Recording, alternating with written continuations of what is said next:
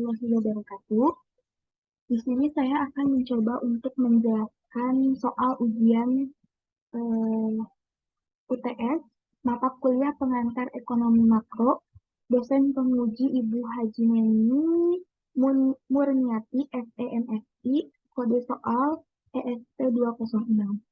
Kita langsung saja ke soalnya, yaitu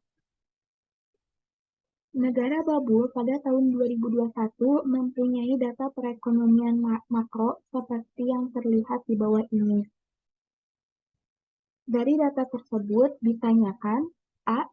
Silahkan kalian kelompokkan masing-masing variabel makroekonomi tersebut ke dalam pengeluaran agregat, produksi agregat, dan pendapatan agregat. Buatlah tabel untuk mempermudah jawabannya. B. Hitunglah pendapatan nasional bruto GNP negara tersebut. C. Hitunglah pendapatan disposable negara tersebut. D. Bila pemerintah negara Babul merencanakan adanya pertumbuhan ekonomi sebesar 6% pada tahun berikutnya melalui kenaikan investasi, berapa nilai investasi yang harus terjadi pada tahun berikutnya? Kita bahas soal pertama yang A, yaitu di sini teman-teman disuruh untuk membuat tabel terlebih dahulu.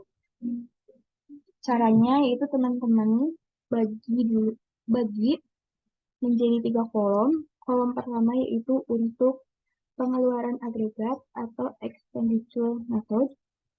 Kolom kedua untuk produksi agregat atau production method. Dan kolom yang ketiga untuk pendapatan agregat atau income method. Yang pertama yaitu untuk pengeluaran agregat. Pendapatan nasional yang dihitung melalui metode pendekatan pengeluaran dengan cara menjumlahkan seluruh pengeluaran agregat tersebut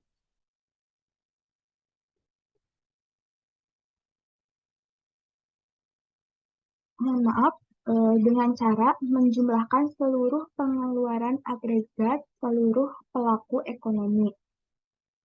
Di sini ada untuk pengeluaran agregat ini ada 4 kategori pengeluaran.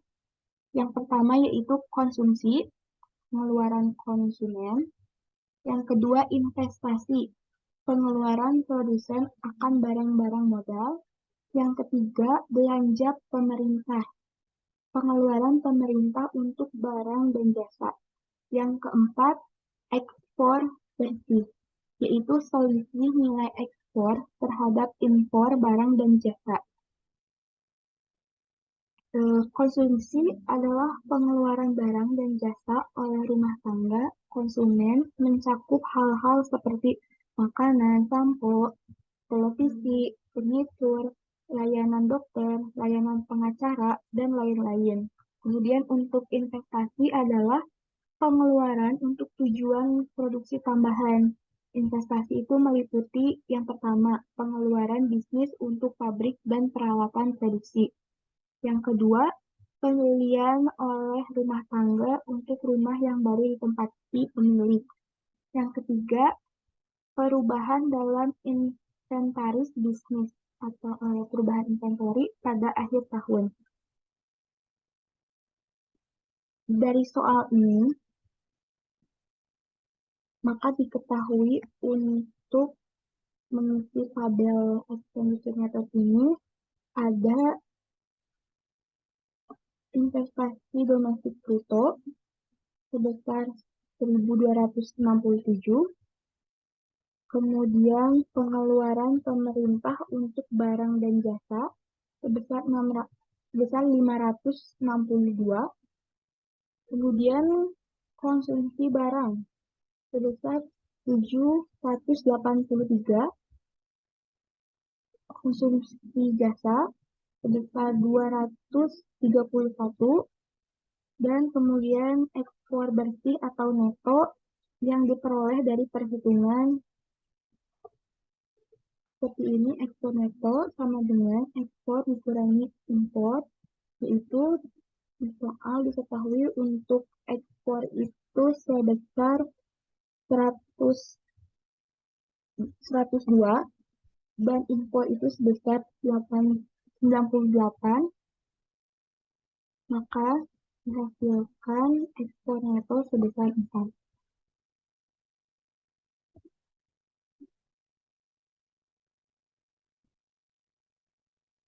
Kemudian seluruh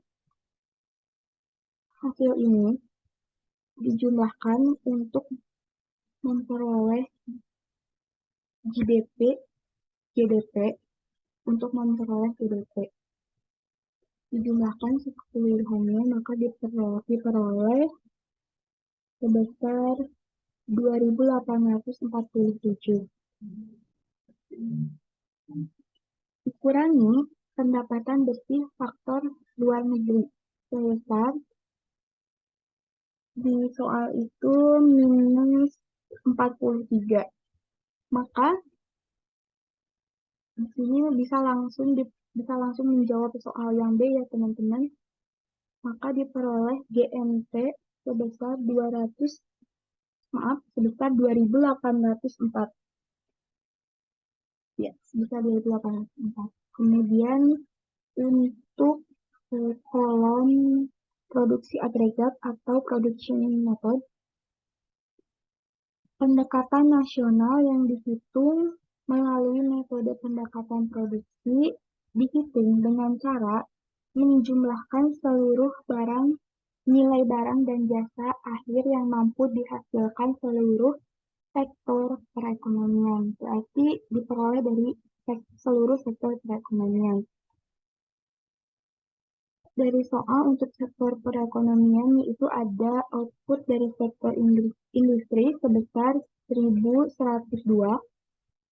kemudian output sektor lainnya sebesar 63, output sektor tambang dan galian sebesar 342, output dari sektor pertanian sebesar 989, output dari sektor jasa sebesar 351, kemudian jumlahkan untuk memperoleh GDP, maka hasilnya yaitu 2.847 dikurangi pendapatan bersih faktor luar negeri minus 43, maka hasil GNP-nya yaitu 2.804. Kemudian untuk mengisi kolom pendapatan agregat atau income method.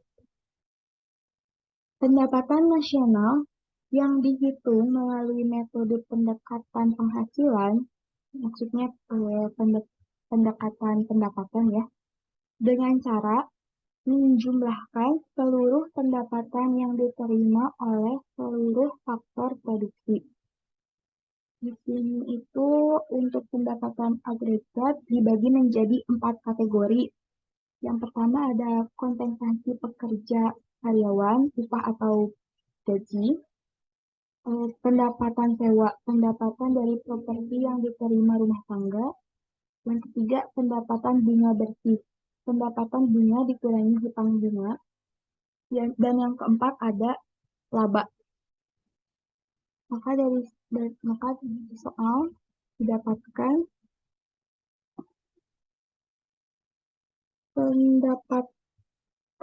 pendapatan bunga bersih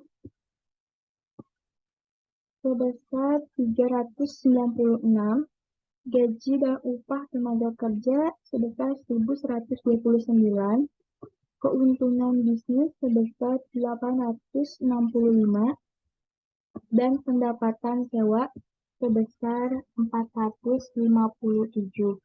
Kemudian ini dijumlahkan juga sama untuk memperoleh GDP. Maka dijumlahkan hasilnya 2.847. Dikurangi pendapatan bersih faktor luar negeri, yaitu minus 43, maka hasilnya 2.804.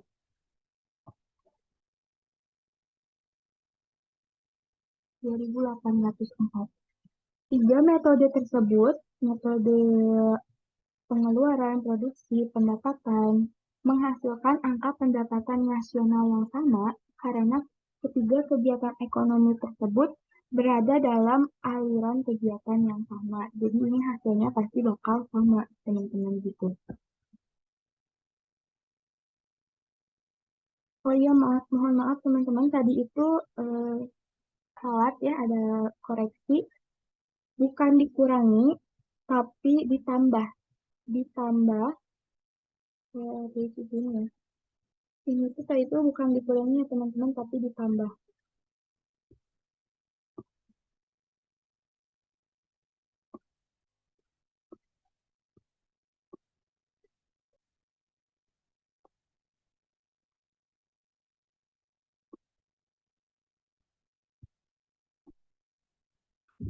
Bagus banget tulisannya ya Allah.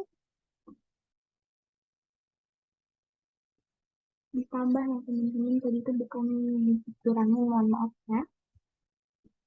Jadi ditambah pendapatan bersih faktor luar negeri sebesar minus 43 gitu ya teman-teman.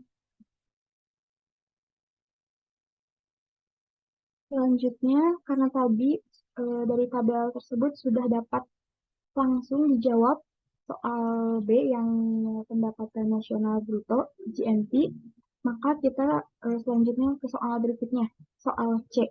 Hitunglah pendapatan disposable negara tersebut. Diketahui, diketahui pada soal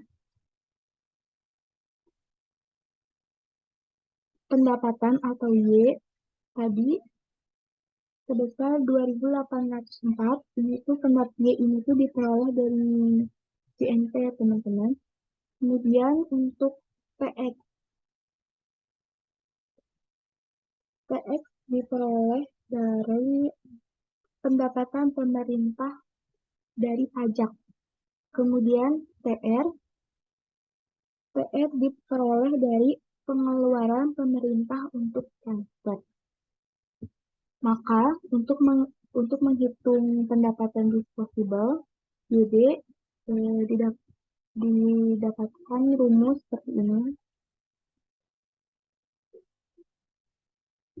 Tinggal masukkan saja angkanya. YD sama dengan 2.804 dikurangi 153 ditambah 168. YD sama dengan 2.804 ditambah 15. YD sama dengan 2.819.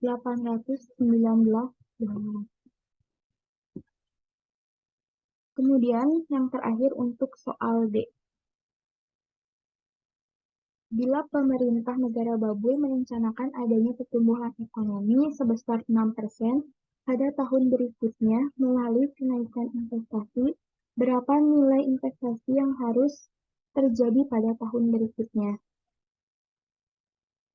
Kenaikan investasi sebesar 6% pada tahun berikutnya, yaitu tahun 2022,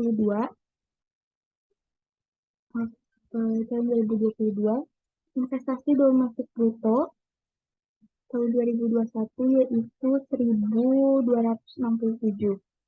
Untuk tahun 2022 berarti 6% dikali 1.267 sama dengan 76,02. Maka di sini kenaikannya sebesar 76,02. Investasi awal ditambah kenaikan investasi sama dengan 1.267 ditambah 76,02. Maka diperoleh hasilnya yaitu 1.343,02. Jadi, bila pemerintah negara Babul merencanakan adanya pertumbuhan ekonomi sebesar 6% pada tahun berikutnya, tahun 2022, kenaikan investasi yang dibutuhkan yaitu sebesar 76,02 atau nilai investasi yang harus terjadi pada tahun berikutnya sebesar 1.343,02. Baik teman-teman, mungkin soalnya sudah habis dan sekian yang bisa saya jelaskan. Mohon maaf apabila ada salah-salah kata. Wassalamualaikum warahmatullahi wabarakatuh.